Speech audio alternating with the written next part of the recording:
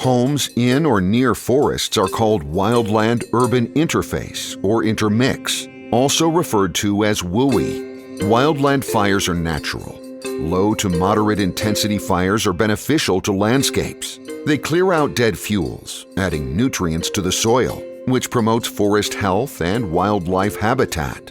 But when wildfires spread into communities, they can be devastating. The Anchorage municipality and many communities in Alaska are at risk for wildfires. To contain large wildfires, firefighters work to dig a line around the fire as quickly and safely as they can. Deciding where to put the line is based on the fuels burning, topography, and what the weather is doing. They are building a fuel break with active fire-driving decisions. Fuel breaks can also be planned out well in advance of a fire with time on your side. Fuel breaks are a proven method to keep wildfires out of communities.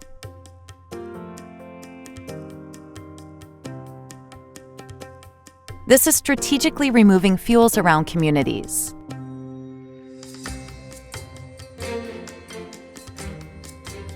If a wildfire approaches, it will run out of fuel and can be put out before reaching homes. It literally creates a break in the fuel.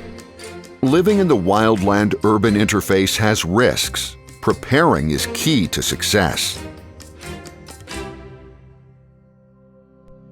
Firefighting agencies and cooperators in Alaska are working together implementing hazard fuel treatments, evacuation plans, and sourcing funding to prepare at-risk communities. Beetle kill trees, volatile black spruce, dried grasses, steep slopes, and blown-down trees from windstorms are in Alaska's forests. Low snowpack and warmer summers exacerbate fire conditions across the state.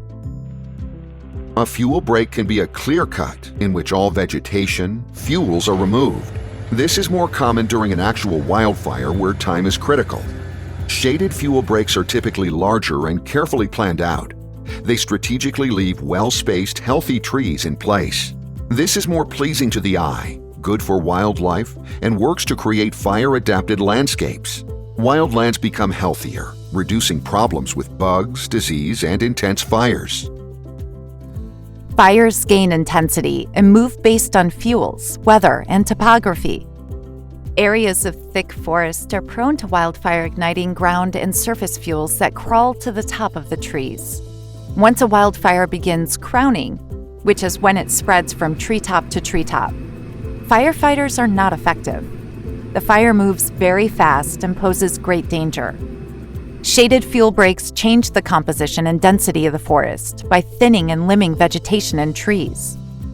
When a moving fire reaches the fuel break, the lack of fuel changes the fire behavior, slowing it down and making it less intense. Keeping fires out of the treetops at lower intensities is the ultimate goal. Shaded fuel breaks can be created mechanically with equipment, by hand with people and saws, or a combination of the two. Determining the location of fuel breaks requires the evaluation of many factors and input from agencies and communities. The focus is on values at risk. Areas of concern are large pockets of fuel, making fires burn hotter and move faster.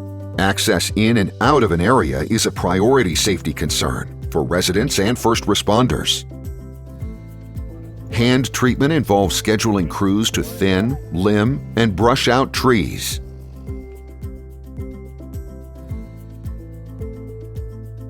Mechanical methods of thinning use equipment to cut and stack the fuels they remove. Masticators grind down stumps and branches into a mulch. The mulch disperses large branches, keeping fire on the ground at a lower intensity. The mulch also promotes new growth and the health of remaining trees. The fuels from the cutting will be removed by pile burning or chipping. Generally, shaded fuel breaks are 100 to 300 feet wide.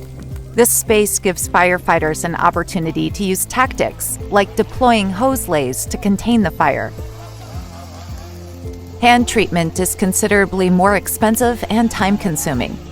Mixing hand and mechanical treatments is a tactical and financial consideration fire managers strive to balance. Much of the work done on hazard fuel treatments is similar to work on wildfires. Because Alaska is remote, firefighters must rely on in-state cooperators for additional help on large, fast-moving fires. The on-the-ground training promotes relationships and develops communication between cooperators. This is crucial for operations when wildfires are threatening homes. Hazard fuel treatments provide immediate options for agencies to utilize during wildfires. Fuel breaks will slow down large fires. They offer firefighters a safer opportunity and more time to keep fire out of communities. Please visit wildfire.muni.org or visit our YouTube channel to see updates on the Anchorage Municipality's current hazard fuel treatments.